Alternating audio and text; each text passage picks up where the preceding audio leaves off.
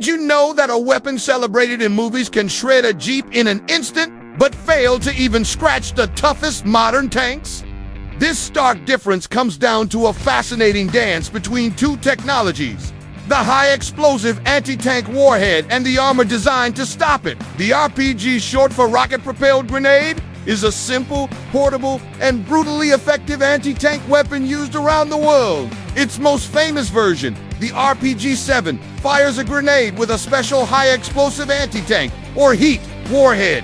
This warhead uses something called the Munroe Effect. When it hits, the explosive charge focuses its energy into a super-hot high-speed jet of molten metal and plasma, punching through steel like a blowtorch through butter. Depending on the model, this jet can pierce between 300 and 600 millimeters, that's roughly 12 to 24 inches of solid steel armor.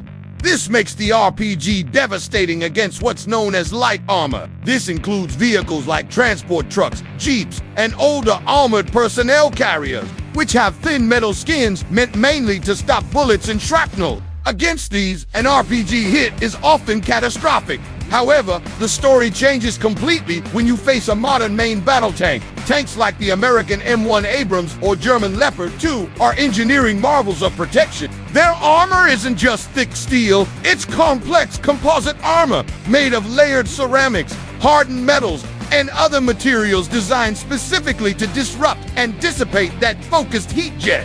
On top of that, many tanks have explosive reactive armor boxes on their exterior.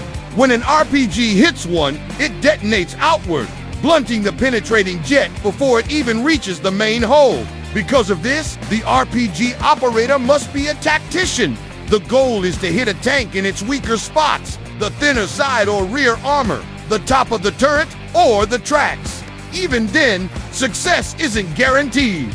Military forum discussions and after-action reports detail instances where older tanks like the T-55 have survived multiple RPG hits to the side. And there are accounts of a modern Abrams tank taking over a dozen hits and still driving itself back to base.